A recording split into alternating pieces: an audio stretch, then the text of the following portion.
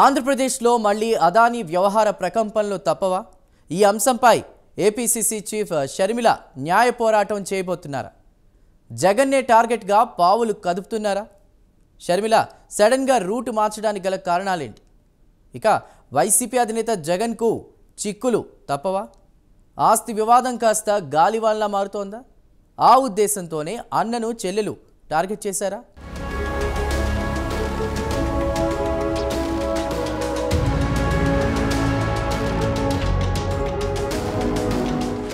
ఏపీలో అదానీ మంటలు తగ్గడం లేదు. ఈ వ్యవహారంపై న్యాయ పోరాటం చేస్తామంటోంది కాంగ్రెస్. దీనిపై త్వరలో హైకోర్టు కానీ సుప్రీంకోర్టుకు గానీ ఏపీ పీసీసీ చీఫ్ షర్మిల వెళ్లనున్నట్లు తెలుస్తోంది. వ్యవహారంపై లోతుగా విచారణ జరిగేలా చూడాలంటూ పిటిషన్ వేయనున్నట్లు ఆ పార్టీ వర్గాలు చెబుతున్నాయి.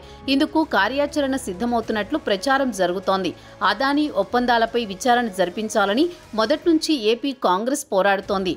దీనిపై కేంద్ర రాష్ట్ర ప్రభుత్వాల నుంచి ఎలాంటి ముందడుగు పడకపోవడంతో కోర్టులను ఆశ్రయిస్తోంది.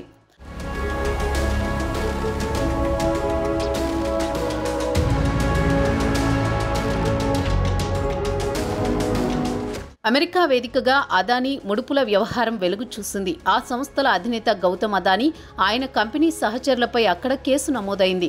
ఈ కేసుకు సంబంధించి భారీగా ముడుపులు ఏపీలోని అందినట్లు యుఎస్ ప్రాసిక్యూషన్ ఆరోపించింది. దాదాపు 1750 కోట్ల ముడుపులు ప్రభుత్వ పెద్దలకు అందినట్లు ఆరోపణలు వచ్చాయి.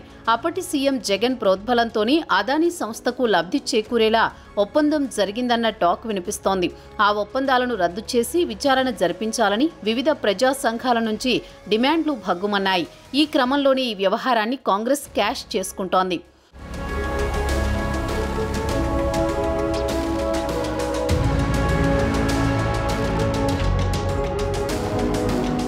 మరోవైపు జగన్ షర్మిల మధ్య దూరం పెరుగుతోంది. ఇద్దరి మధ్య ఆస్తి వివాదం ముదిరి పాకాన పడింది.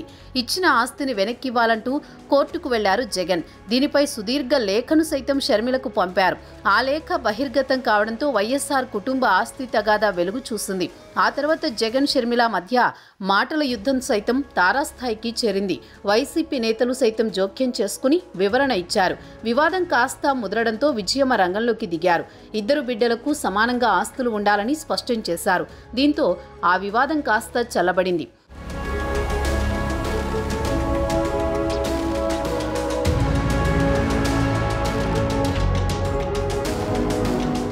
అయితే ఇటీవల రూట్ మార్చారు ఏపీ పీసీసీ చీఫ్ షర్మిల. ఈసారి ఏకంగా పర్సనల్ అటాకింగ్ మొదలుపెట్టారు. తాను మాట్లాడితే వైసీపీ నేతలు ఎవరూ ఇళ్ల నుంచి బయటకు రాలేరని మండిపడ్డారు. గత 5 ఏళ్లలో పాలనలో చేయని పని లేదన్నారు. తన దగ్గర అవినీతి చిట్టా ఉందన్నారు. ఈ క్రమంలోనే జగన్ను చిక్కుల్లో నెట్టేందుకు షర్మిల ప్రయత్నిస్తున్నట్లు గుసగుసలున్నాయి. రాజకీయంగా వ్యక్తిగతంగా చెక్ పెట్టేందుకు స్కెచ్లు వేస్తున్నట్లు ప్రచారం జరుగుతోంది. అందుకే అదానీ వ్యవహారాన్ని అస్త్రంగా మార్చుకున్నారని రాజకీయ పండితులు చెబుతున్నారు. సోలార్ ఒప్పందాలపై మొదటి నుంచి జగన్ను టార్గెట్ చేస్తున్నారు షర్మిల. ఇంత జరిగినా కేంద్ర రాష్ట్ర ప్రభుత్వాలు ఎందుకు స్పందించడం లేదన్నారు. ఈసారి ఏకంగా కోర్టులో బంతి వేయబోతున్నారు. మరి ఈ వ్యవహారం ఏ మలుపు తిరుగుతుందో చూడాలి.